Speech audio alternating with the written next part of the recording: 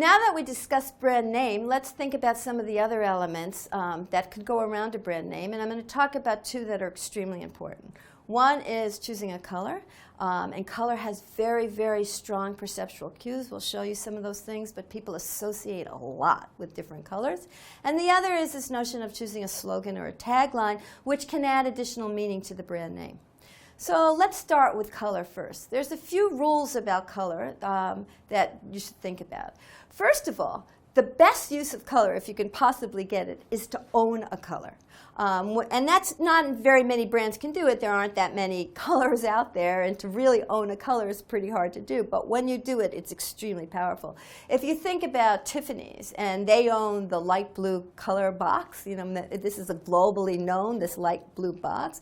This is such an important cue that the Tiffany empty boxes are sold on eBay, and people will purchase those boxes and then put another product, maybe not a Tiffany piece, in that product, but people getting a gift in a Tiffany box, this just shows you how strong the perception is, will think the product inside that box is higher quality. But Tiffany's light blue box is extremely valuable brand image for means very high quality, and many times with jewelry, unless you're an expert, it's kind of hard to necessarily judge quality. So people will use this light blue box as a cue for high quality product. Mary Kay owns the pink color. That's a very feminine business, cosmetics. Mary Kay gives away pink Cadillacs to their salespeople, and she has really used that bright pink to symbolize her business, and it's been very strong. Color can also be used within a brand to separate product lines. So American Express has different colored cards, the green card, the black card, the silver card, all these different kinds of cards. And you infer different qualities to the card as a function of its color. And that's used in lots of different products as well. You have to be careful with color because color can be experienced differently. It can be experienced differently across different platforms. So a lot of times if you're going to test a color, you want to test it on a computer or on a phone in real life. And the colors may vary a little bit. And when you want a color to really be identifiable with a particular brand, you want to make sure you have that consistent color across. And colors also can create very strong perceptions. If you look at a product line and you see some of the products are gold or silver or black and white, that cues luxury, and you just assume that that product's more expensive than more basic colors like a red and blue. So that those colors can just signal high quality just because it's gold and silver. Similarly, you see something that's blue or pink, you think female or male. Just by the color. It can be the exact same product, but the color changes, and you think it's for girls versus boys. So we know some theory about color. We know that there's two basic axes of color. There's the arousal axis, you know, how stimulating it is versus how calming it is. And there's the affect axis, which means how much people like it or don't like it. The affect axis is extremely important, but it does vary a little bit by cultures. Some colors are better liked in some cultures than others. What I'll show you here is kind of the way the US looks at it, and it may be different in different cultures. It is true that high arousal colors are like red and orange. Those create much more attention, much more excitement, and calming colors are more blue and green. That's pretty universal. But then also if you think about on that affect or that liking dimension, the blues and greens tend to be better liked colors in the US, where oranges and yellows are a little bit less liked in the US. And this may be different in other cultures. For example, orange is a very popular color in India. There's other rules about colors. Color's an interesting thing, and there's been a lot of research on color. And so there's certain things that we know about the way people automatically react to these colors, going back to that perception. So red, for example, as I mentioned, it's an exciting color. It gets attention. It's part of the reason why fire engines are red, or sometimes they're yellow. Both of them are very attention-getting colors. Red also means love. It means passion. But red also stimulates appetite. And so you'll see a lot of food logos like McDonald's, Pizza Hut, KFC, Wendy's, Chipotle. They all stimulate appetite, and they all have a lot of red in their logo. Blue, on the other hand, is a calming color, and it is not a good color for food. Blue actually is a color that curbs appetite. And some people have said that if you're on a diet and you want to like try not to eat as much, having blue plates can curb your appetite a little. Blue, as I mentioned, is also a color that's frequently preferred by men. Green is a color that's tranquil, means health, it can mean money, it can mean nature. A lot of environmental companies use the green color to give you that green notion. But green also means fertility, and if you've seen some of the recent M&M's ads, and you know Miss Green, you know, she's a pretty sexy M&M. And that's also that green color. Brown is reliable, a little bit boring, practical, earth. White is an interesting color because white can mean purity, it can mean innocence. People play around with white space. It can be high design if there's a lot of white space. The spacious issue.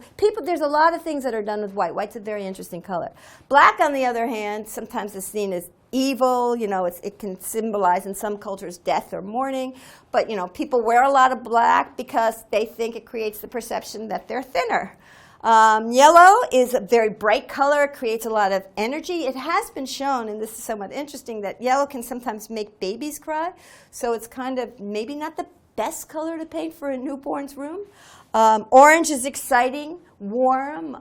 It's an enthusiastic color. Lavender, on the other hand, is calming, more relaxing. Purple is associated with royalty, with wealth, with wisdom. And pink, as I mentioned, is more of a girl's color. It's warm. It's a calming color.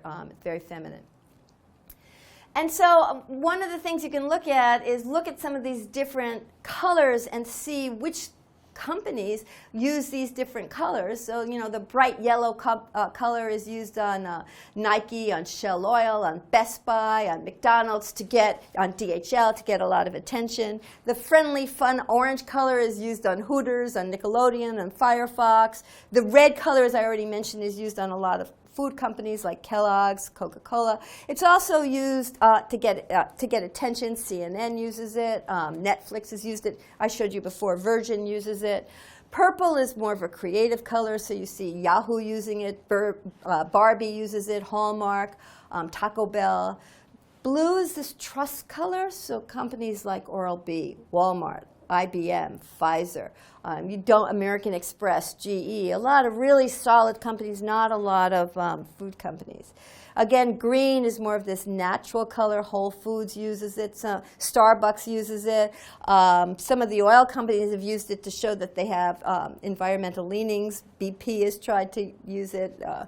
And then the gray, black, and white colors are more of a balanced color. So you see New York Times is a black logo. Apple sometimes has that silver apple. Mercedes-Benz is a silver kind of color. So those colors, silver and things like that, are more balanced. But if you look at the logos and start thinking about them and thinking about how the colors are work, you can kind of get a sense of what's going on here.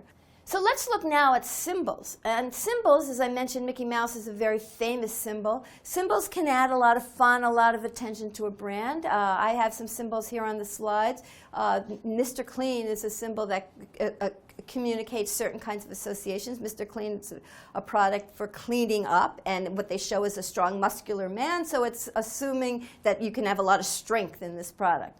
The next one I showed you here is Wells Fargo. There's a lot of multiple associations with the Wells Fargo that shows independence, the Wild West, adventure. And so there's other kinds of things that you can associate with it. Charlie the Tuna is the last one. It evokes positive feelings, liking. Pillsbury's Doughboy is kind of like that. And so you can just have fun with these different symbols. But the symbols can get out of date, and in the last section in this, we'll talk about how you can reposition and rechange these symbols, because they can get dated and they can be very much tied to a particular era. So you have to be careful with symbols. Slogans can be tailored to help the positioning strategy we talked about earlier, so that you have a brand name and you want to really communicate that brand mantra. One way you can do it is through your positioning strategy.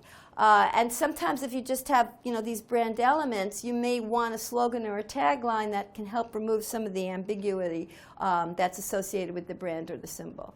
And it's also the taglines can create its own emotion, like reach out and touch someone, or can create its own kind of warmth and emotion.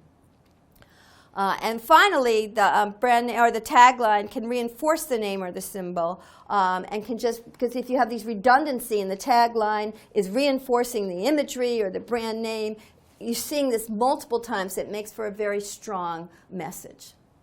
Some of the basics about taglines, you want them short. It's similar to a brand mantra. They have to be very short. You really want them differentiated. If they all sound the same, they don't do anything, so you have to make sure it's not the same or would be confused with the competition. Similarly, it should be unique. It should be easy to say and easy to remember.